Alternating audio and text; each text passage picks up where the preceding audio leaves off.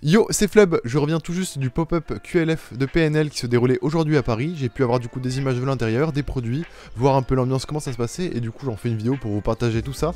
J'espère que ça vous plaira, c'est parti.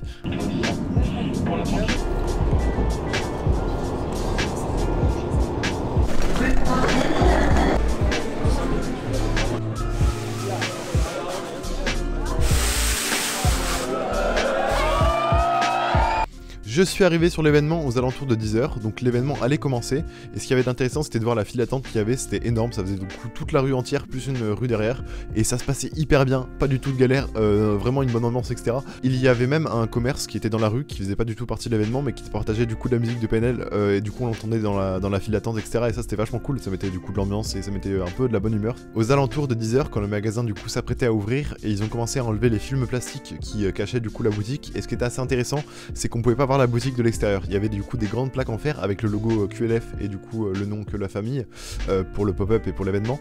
Et donc voilà, on ne pouvait pas voir l'intérieur, donc ça donnait vraiment un côté mystérieux, du coup un peu secret, un peu voilà caché, etc. Qui correspond totalement à l'ambiance du groupe et à ce que la direction générale de tout ce qui se passe avec PNL. Et là on l'avait du coup dans un pop-up, on arrivait et on pouvait pas voir ce qui se passe à l'intérieur, du coup ça créait vraiment un suspense. Et ce qu'il y avait aussi d'intéressant par rapport à ça, c'est que les premières personnes qui sortaient après avoir acheté du coup des produits ne voulaient pas partager comment c'était à l'intérieur, ne voulaient pas montrer les produits, etc. Les emballages, ils étaient du coup dans des plastiques, mais opaques. On pouvait pas voir non plus les produits qu'achetaient les gens. Et quand ils commençaient à sortir, nous on n'avait pas encore la liste des produits qui étaient proposés à la vente. Donc voilà, ça donnait vraiment encore cet aspect mystérieux et je trouvais ça super intéressant. Les produits, pour le coup, j'en parlerai après, mais ils me plaisaient pas personnellement de ouf. Mais tout ce qu'il y avait autour sur du coup la boutique, même du coup l'ambiance qu'il y avait, c'était vraiment génial.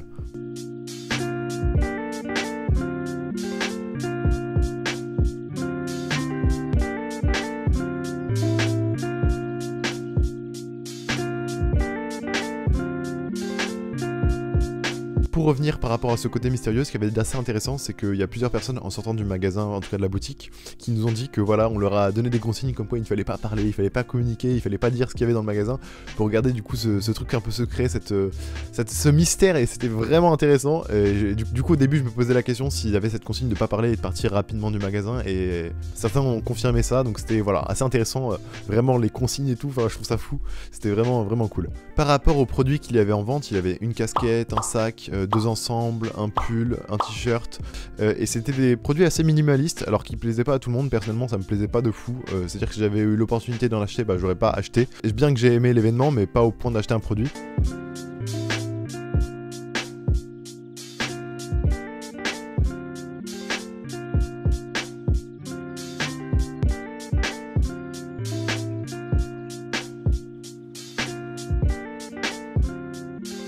Il n'y avait pas les produits de la collab PNL et Off-White, plein de gens attendaient ça, mais non, il n'y avait pas eu ça.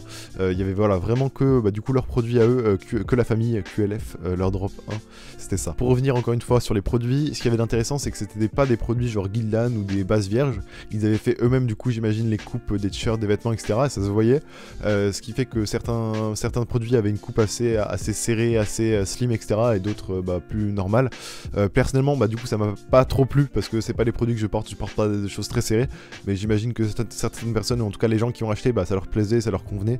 Donc voilà, c'est assez spécial. Je dirais pas forcément que c'est ultra réussi, mais peut-être que ça a plu à du monde, donc pourquoi pas. Par rapport à la boutique en elle-même, j'avais des attentes assez élevées quand je voyais leurs clips, leurs concerts, etc. Ils avaient plutôt, du coup, tous les détails étaient travaillés, une scénographie assez intéressante par rapport au décor, etc.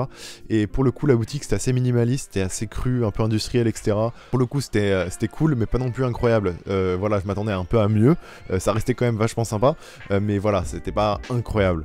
Après voilà, ça reste mon avis, et puis les gens qui sortaient du magasin parmi les premiers étaient vraiment satisfaits et n'étaient pas déçus d'avoir attendu, donc ça leur plaisait, donc c'est le principal.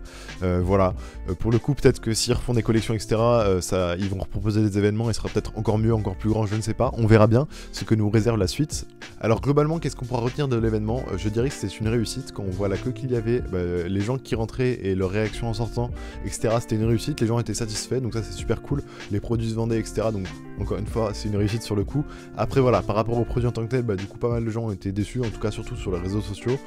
On verra du coup ce qu'ils proposent par la suite, si ça devient mieux ou pas. Voilà, c'est ça qui va être intéressant, c'est de voir l'évolution du coup de la marque QLF à l'avenir. Voilà, je trouvais ça assez intéressant d'aller sur place. Pour le coup, je suis pas une chaîne qui parle beaucoup de musique, ça m'arrive mais c'est assez rare. Et là, je trouvais ça intéressant du coup de voir des acteurs de la musique s'introduire un peu dans le marché, etc. du streetwear, voir ce qu'ils allaient proposer, comment ils allaient le faire, comment ils allaient créer leur événement, etc. Et je suis plutôt content d'avoir vu ça avec mes yeux, c'était assez sympa.